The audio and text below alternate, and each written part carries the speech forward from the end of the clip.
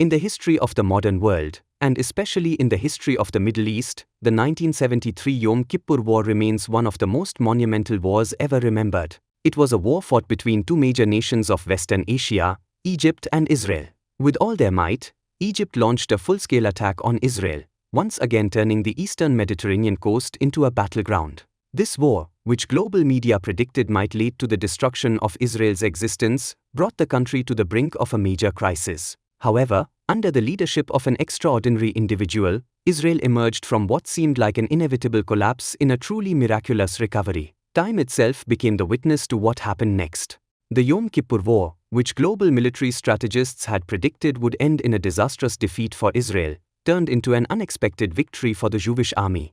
Against all odds, they raised their victory flag over their enemies, reaffirming their invincibility in the region.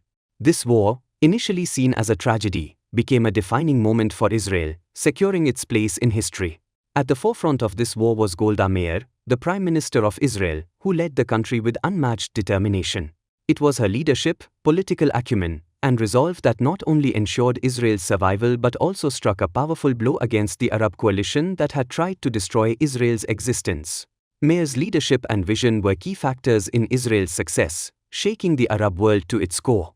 Golda Meir, who became Israel's first female prime minister, was not just a political leader but a symbol of the resilience and strength of the Jewish people. Through her leadership, Israel was able to stand tall in the face of enormous challenges.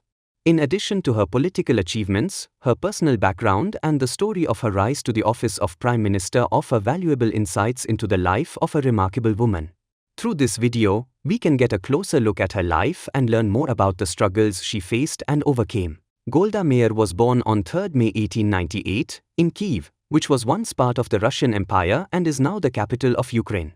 She was born into a poor Jewish family of Ukrainian descent, so her childhood was not particularly glamorous.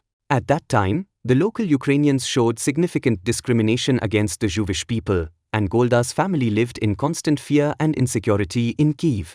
The experience of living in such an environment deeply affected young Golda, causing much distress. In search of a better life, Golda's husband moved to America. This prompted her mother to leave Ukraine and move to Belarus. Golda, along with her mother and siblings, joined him there. 2 years later, Golda's father, through his efforts, managed to bring the entire family to America, and they settled in New York City. Golda completed her school education between 1906 and 1912 in the American cities of New York and Milwaukee. In 1913, she met a socialist and painter named Morris Meyerson in Denver. After an intense love affair lasting about 3 years, they got married in December 1917. A few months before their marriage, Golda had already obtained American citizenship, but she did not wish to stay in the United States. Her deep desire was to move to the land of Canaan, which Jews have always regarded as their promised homeland. Golda's dream was to settle in Palestine, the land that she believed would be the future of the Jewish people. So, she relentlessly pressured her husband to move there. Eventually, Morris Meyerson, respecting Golda's passion for this cause, agreed to go with her to mandatory Palestine, which was then known as the British-controlled region of Canaan. The end of World War I marked a turning point in world history, and Golda and her husband made numerous attempts to immigrate to mandatory Palestine after 1918. However, it wasn't until 1921 that they were successful. As a result, Golda's elder sister, her friend, and their families moved with them to a small town in Palestine called Tel Aviv. In the following years, Golda's parents and other relatives also joined them, and they were all settled in Mahavia village, located in the Jezreel Valley in northern Israel. Golda and Morris worked on the farms in the village, living a humble life. During this time, Golda was appointed as a representative of the Jewish National Trade Union, Histadrut, in Israel, which was known for its collective Jewish labor community called kibbutz. Though this was a new political step for Golda in the labor movement of mandatory Palestine, by 1924, the family moved to Jerusalem, and she had to give up her position at Histadrut. In Jerusalem, Golda gave birth to a son, and temporarily took a break from her political activities. However, after a few months, more responsibilities came her way, and she and her husband had to move back to Mahavia village. It was here that Golda gave birth to a daughter in 1926. This led to a brief pause in their political activities. By 1928, Golda had gained a significant influence among Jewish working women in pre-state Israel. She was appointed as the secretary of the Working Women's Council in Mandatory Palestine and became one of the leading women in the labor movement. Golda Meir's remarkable political journey began when she was appointed as the secretary of the Jewish Women's Council in Mandatory Palestine, representing working-class Jewish women. From then on, she was known as Golda Meir, a name that combined both her own and her husband's surname, Meirson. During this period, Golda gained a reputation for her extraordinary organizational skills and leadership qualities, and she became well-loved by the British Palestine Women's Council leaders. 4 years later, in 1932, she was appointed as a prominent representative of this council and sent to the United States. This marked her second visit to America. After returning to Israel in 1934, Golda Meir was elected to the Executive Committee of the Histadrut, the Israeli labor union, a position that was a significant achievement for any Jewish woman at the time. This newfound role gained her widespread recognition and admiration throughout Israel. Her deep sense of national pride and political conviction made her a central figure in the growing Israeli state. In 1938, in response to the brutal persecution of Jews under Nazi Germany, President Franklin D. Roosevelt convened a crucial meeting in Paris to discuss the humanitarian rights of Jews. Golda was sent as a representative of the Jews in Palestine. During this meeting, she passionately advocated for the rights of Jews across the world. Her speech garnered global attention, especially in the Jewish communities of both America and Europe. Her growing influence in international Jewish circles opened doors for many high-ranking positions within Jewish agencies in Mandatory Palestine. She was also tasked with overseeing humanitarian and relief efforts for Jews across different continents during the course of World War II.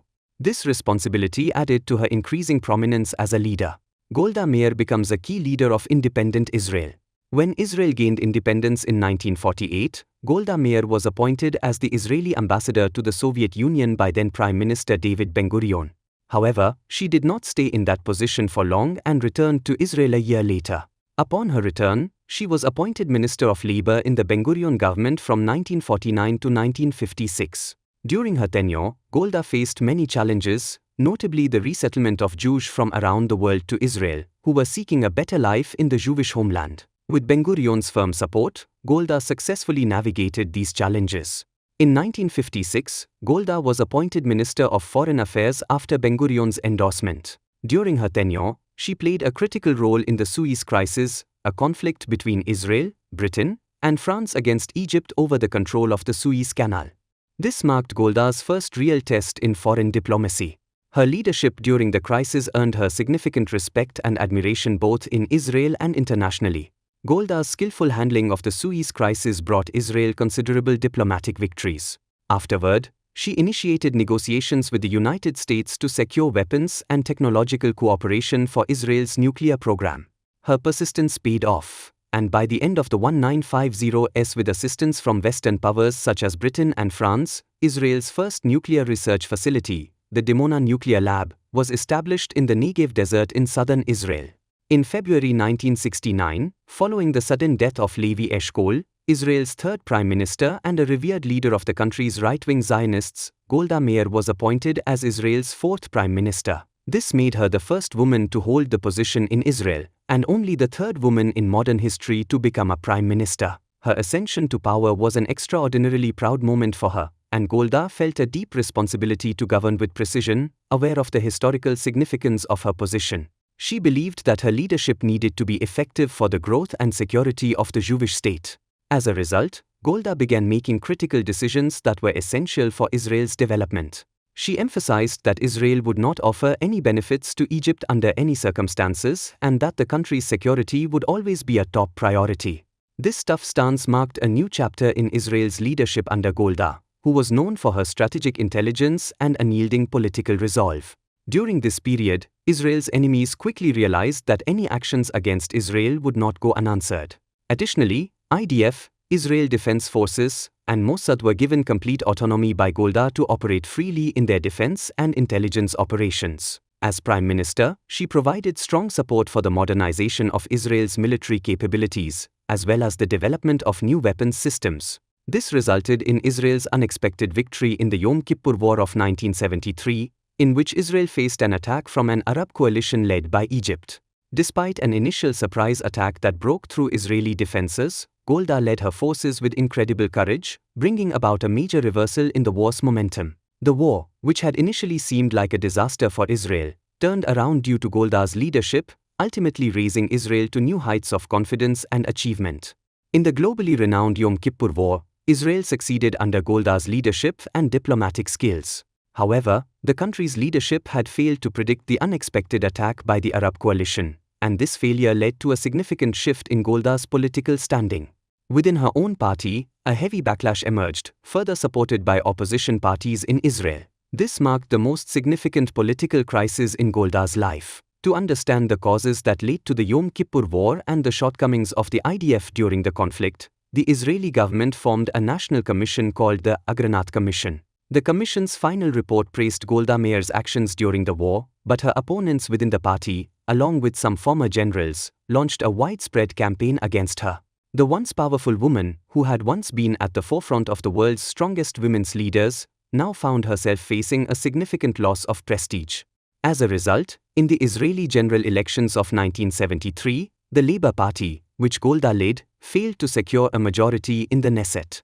Though her party emerged with some victories, Golda, ever the servant of the public, recognized the growing discontent and announced her resignation from the office of Prime Minister on 11 April 1974. Subsequently, Golda retired from public life and settled in Jerusalem, where she spent her remaining years. In December 1978, after a prolonged battle with lung cancer, Golda passed away on 8 December. Her death marked the end of an era in Israeli politics. Her name remains forever etched in the history of the State of Israel, a symbol of leadership, courage, and determination.